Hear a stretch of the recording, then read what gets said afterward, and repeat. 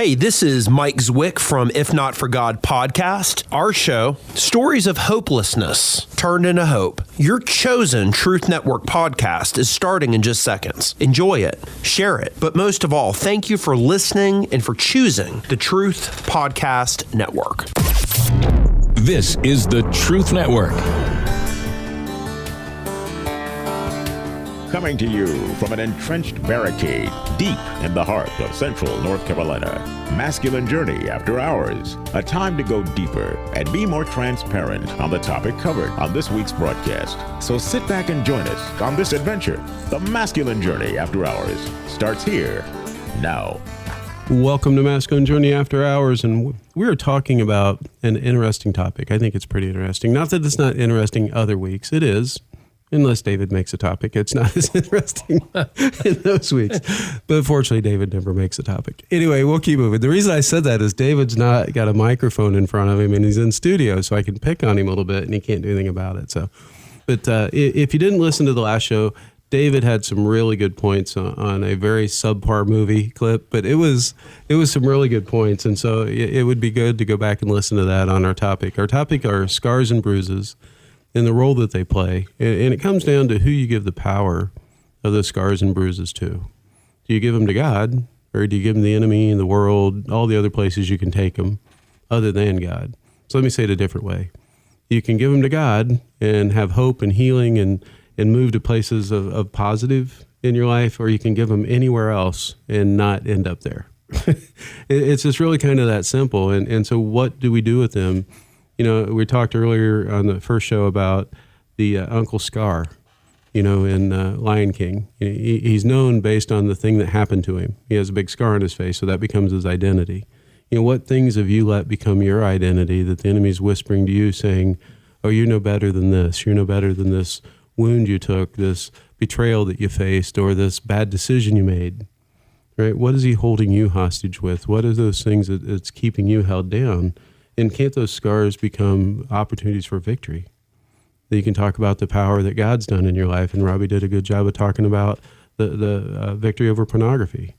And as he shares that, how it impacts other people's lives. You know, and that's the thing. When God steps in and does work in your life and you share that with others, oh my gosh, they know there's hope and there's opportunity for that to happen for them. You know, and so we're going to do more of that. But we're going to talk more about the topic of scars and bruises. And we're going to start with a clip that everybody tried to get, but I already had it. It was from the movie Lethal Weapon. And honestly, it's a great clip about comparing scars. But other than that, it's not a whole lot to it. It's not really that deep. But when you have it, you have, Mel Gibson's character in it, and you have Rene Russo, and they're both police officers of sorts.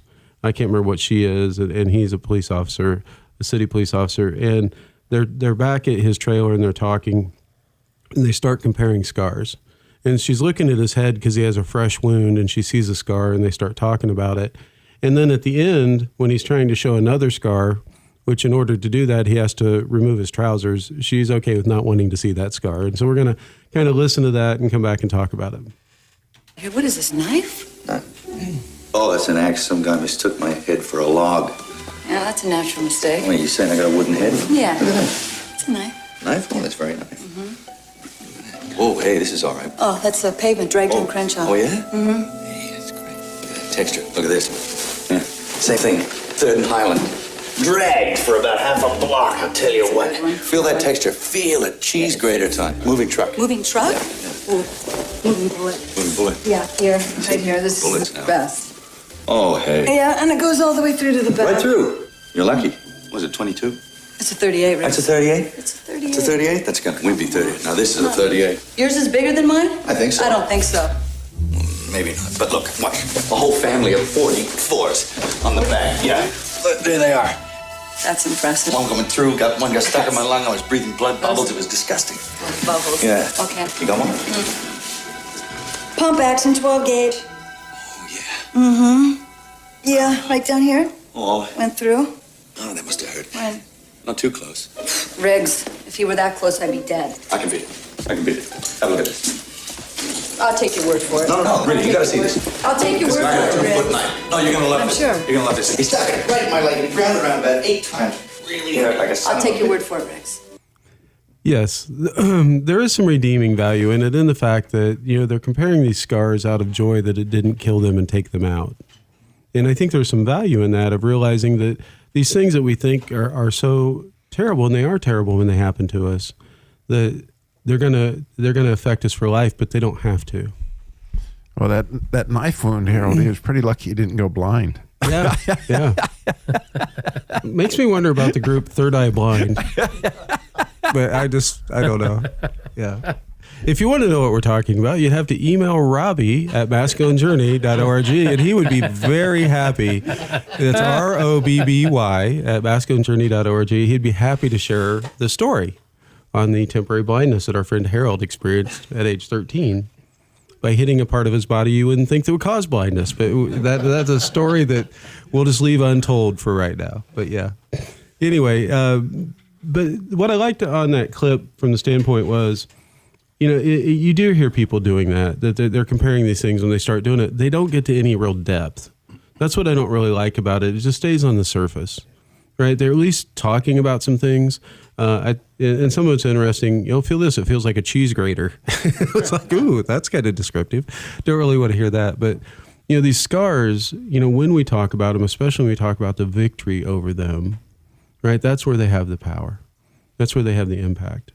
When you read about all the things that happened to Paul, being snake bit and shipwrecked and all those things, and it didn't stop him. It didn't dissuade him from doing what he was doing. And there's times I get a hangnail and I'm like, ooh, I'm done for the day.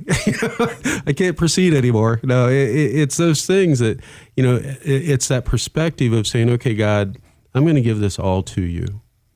Right? Which actually brings us to the next clip that I want to play. And Rodney, we're going to play your clip if you want to talk a little bit about it while I get it ready to be set up. Sure. Hacksaw Ridge is a great movie, and it's a great story about Desmond Doss and how things early in his life really impacted the outcome of his life and the impact that he had on so many others. And this scene is early on when, actually there's two scenes here that I'm going to play. They're back to back. That the first one is Desmond and his brother Hal, they're fighting, and their father's just sitting there drunk looking on. You'll hear him talking there. And then Hal is beating up Desmond, mostly because he's the older brother. He's got him down on the ground, then Desmond finally gets up, and then Hal lands a really good punch. Well, then Desmond, he wants to strike back. So he staggers, and he sees this brick, grabs it, and hits his brother Hal across the head with a brick, knocks his brother out. So Desmond, at that point, with everything that goes on in the middle of that first part of the clip, you're going to hear, and that it's Desmond realizing, oh, man, I might have just killed my brother. And he walks over to the poster on the wall, and it's the 10 Commandments, and he's just staring at "Thou shalt not kill." And that part of the clip ends with the father talking to the mom, and it says, the world's, if you want to, a world's a soft and gentle place, as he's describing to the mom, like, oh, you just want to cuddle him, Then years later, Desmond is working with his mom at the church. He's looking out the window, and there's a bunch of commotion. He runs out, and a boy was working on a car, and the car fell on him, and he lends a hand, which you can hear on the second part of that clip how that turns out, but both greatly impact his life. Block him with your right, Desmond. Stop it. Do you hear me? What are they fighting about? Now, when they ever need a reason. Tom, Why stop them? Saves me whipping them both. This way I just whip the one that wins. Tom. Tom! Wake up. Can you hear me? What you done? You can't hear me. Get some ice. You shook that basket? I got it. Is he breathing? Al? Al, you hear me? What you think you're doing? I'm gonna have to beat you now. You know the rules. You hear me, Desmond? Desmond! Tom, stop. What's that gonna teach the boy? He's violent enough already. A Okay, fine. You go smother him in kisses. You tell him the world's a soft and gentle place.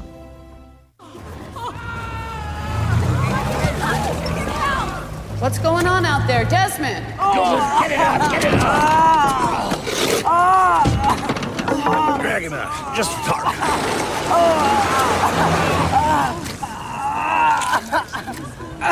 I'll phone an ambulance. No time. Joshua, pick up.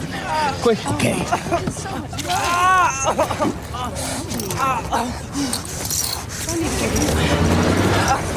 You're gonna be fine now. You're gonna be fine. You're in good hands. What do we got here? It's a severed artery. Get some sutures. Yes, doctor. Put some pressure on it. Did you apply this tourniquet? Yes, sir. Nice work. You might have saved this boy's life. And you can hear from that later on in his life. He's in the Army, and he says, I'm not going to carry a weapon. That's the thou shalt not kill part where he injured his brother. And then he's like, says, instead of taking lives, I want to save lives because of the power of the second event that had over him. I think it's pretty much the same for all of us. We can let these events, these scars, bruises hurt us and take us down a bad path. Or like with Desmond, he lets God in and lets God come in and do the healing, lets God take over his life. And he had a deep conviction for thou shalt not kill, and he wants to save lives.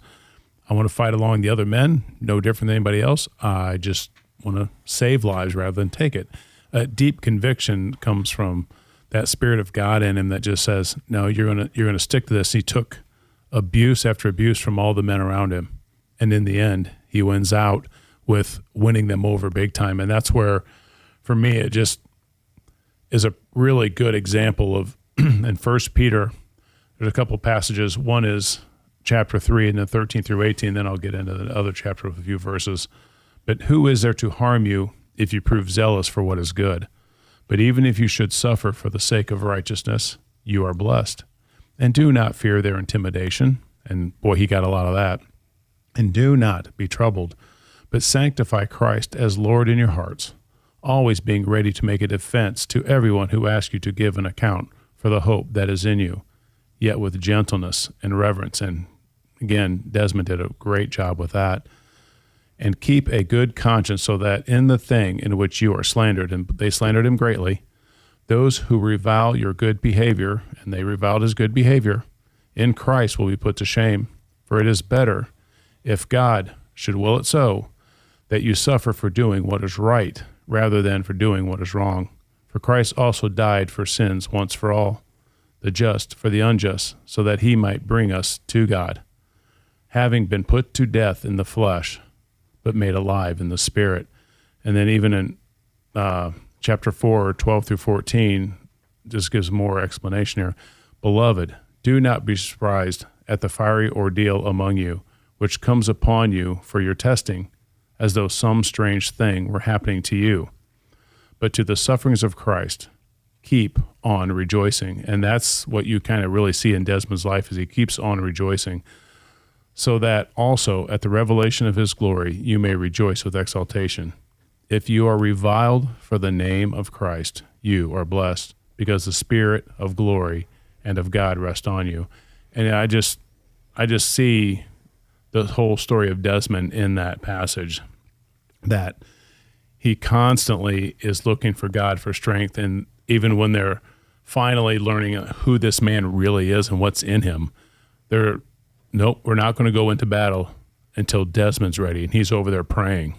They're like, we're not going anywhere until that man's done praying to his God, because they realize his God's more powerful than anything else we've got going up against the enemy. Yeah, it's such a cool story. What was it in the movie? They said he saved like 70-some people or something like that, but in real life he saved more than that. But Mel Gibson, who did the movie, who was the director, said that they didn't think people would believe how many people he actually saved. You know, and so they lowered the number down of people that he saved on the top of that hill that day, that night, you know, overnight, whatever that time period was. It is just a very inspiring story. And I know in my own life, there's physical scars that are there that do remind me of some stupid human tricks I did. Most everything, I was even thinking of everything almost happened on a snowmobile, but the other big one was in the winter when I lost control of the vehicle and really should have had a big crash, and I don't know why the Lord in his providence said, okay, you can survive that, but I did. But you have, for me, it was more emotional things and just relational type events, because I build something up in my head, and really it's not what people did to me. It's either what I did or didn't do to others. Just not loving well, not treating them with the reverence, or using them in some way, shape, or form to better myself. Those are the things that stuck with me, and I really, I let those things in the kind of the spirit of the fear of man control me. Like, well, I care more about what others think about me than doing what's good or what's right. And those kinds of things really hurt me for a long time. And then coming to Christ, it's just amazing, the new spirit, the new nature that just says, no, I'm done. It wasn't like a switch, but it faded pretty quick. The vulgar language, the pornography you talk about, Robbie, it just, those kinds of things started to go pretty fast. You know, I could reconcile and get rid of those and not just feel like this big hypocrite, because I'm like, okay, I really fessed up to who I was. You know, yeah, I'm a sinner, but yes, I am now a child of God as well. And I can live with that understanding of, yeah, in my own flesh, I know where I'll go, but in God's providence, I can be his child, and I can overcome these things and be a better man for it. Thank you. Kenny, what'd you... One thing that jumped out at me, that scripture was reading about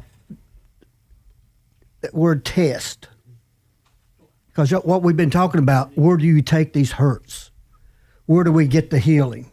Because like when the hurt started in the garden, what did Adam and Eve do? They tried to cover themselves. They tried to hide from God. And that's where Satan wants us, in the shadows, because that's where he does his devious work of condemnation, of being ashamed, of being, and trying to heal our own wounds. But as Christians, we understand it's by his wounds we are healed. And he came to give them rooms, because in Genesis, when he was introduced, you know, as the seed of the woman, you're going to crush his head, but he's going to bruise her heel. Yeah. And he was wounded for our iniquity. Yes. Yep. But then he got the scars later. You know, that's what he used with Thomas. Hey, you wasn't here last time, and you doubting what the testimony of my brother. Come here and check it out. And that's one thing I love about Masculine Journey. Y'all give us what we call a covenant of silence. Y'all lovingly tell your stories. Then ask, what's God bringing to you? Mm-hmm. What do you need to deal with? Because we all got battles and struggles in our life that we need to deal with, or they'll become a wound instead of a scar. And Satan loves wounds where he can pick at you, because that's what he does. We're trying to wear you down, pull you away from God, pull you away from your brothers, your fellowship, your faith, your hope. Because if he can take those, then he'll get you into the darkness, the despair, and those are places you don't want to go. Mm-hmm. But thank you for sharing that and all, but I just wanted to touch base on that, because it's a test. Where are we going to take it? Because the world's not going to get you healing. You might get Band-Aids and patches, but you will not get the healing that you really need, except through Christ. Yeah, I was just listening to something that was talking, I think it was released a few years back, but somebody, in the secular world, a psychologist, wrote a book, and basically like, oh, it's so great, feeling anxious and fear and all those kinds of things. Oh, it's okay, because that could be a good thing and all that. But it was just all this secular, well, turn to something else. Put your attention on happy, joyous things. It's basically like if you can be a glutton for food or do that. It will make you feel better. You just turn to something else. And it's like, unless you're turning to Christ, that's going to go away. And it's the next thing. It's the next thing. It's a vicious cycle, because it's going to get worse and worse. Yes. If you don't get true healing and say, no, eternity's taken care of, your biggest fear, now we can start working on the little things that are coming up time and time again. And when you sit there and just do the, snap your rubber band on your wrist or something, it's like, that's not going to really do you much good here, folks. Trusting, that's just taking yourself and others and putting them on a pedestal that is way too high for anyone or anybody to live up to. Yeah. Now, God does use people to help with the healing. Absolutely. But God's the one that ultimately does the healing. Yeah. I'm going to play another clip, and it's hard to understand, Jim, as you pointed out at the beginning, but the payoff is a little worth it, I think. It's from the movie Jaws. And so I'm going to go ahead and play that and come back, and then when I hear some stuff from Danny. But in this clip, they're comparing, it's just like the one a little bit from, we just played from Lethal Weapon. They're comparing wounds and scars that they had. But I want you to hear how this ends and how they just laugh it off and quit talking about maybe the wound and the scar that really matters. And so we'll go ahead and play that, and then we'll come back and talk about it. Chief, don't you worry about it, Chief.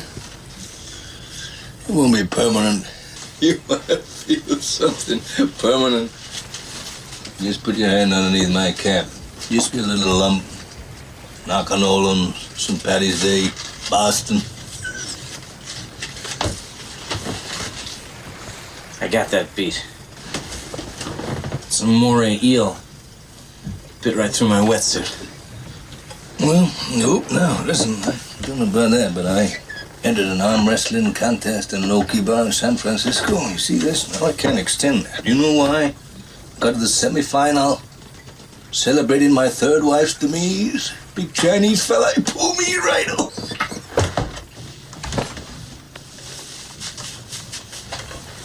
Look at that. It's a bull shark. Scraped me when I was taking samples. I got something for you. That's the thresher. You see that, Chief? Thresher's tail. Thresher? It's a shark. I got the creme de la creme. Right here. Hold on. Yeah, you see that? You're wearing a sweater. Right there. Mary Ellen Moffat. She broke my heart.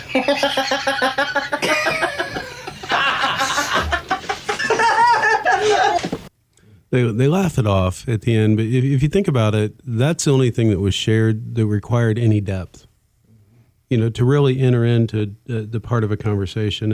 And so I'm going to ask Danny to share here in a second, but if you're trying to think about, okay, I don't really know where my scars are.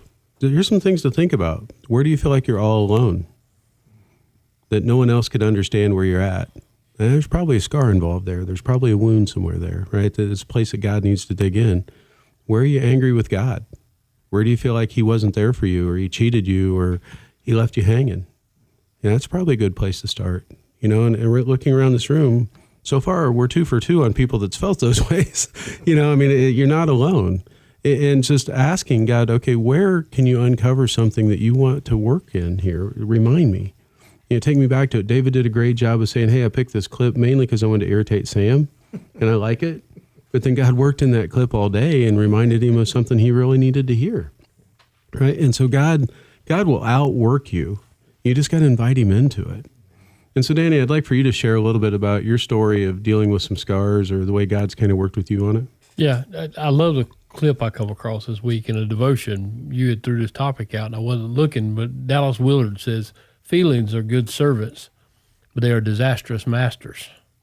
And, a lot of our scars emotionally come because we acted on feelings that may or may not have been accurate. Mm-hmm. And, I was talking in the pre-show about, I've got a scar under my nose where they pretty much had to sew my nose back on. And I was in a car wreck, and I will never forget, I was in the depths of alcoholism and addiction, and I don't remember getting in the car and driving.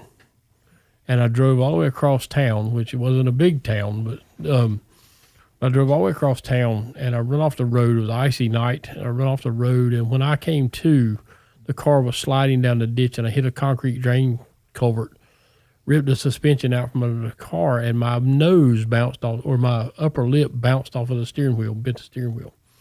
And I remember the doctor saying that, he said, son, somebody upstairs loves you. He said, because an inch higher and we'd have put a toe tag on you tonight. He said, you would have never survived. He said, but you hit it in the perfect place. And my life didn't turn around from that moment on, but, it took a little time.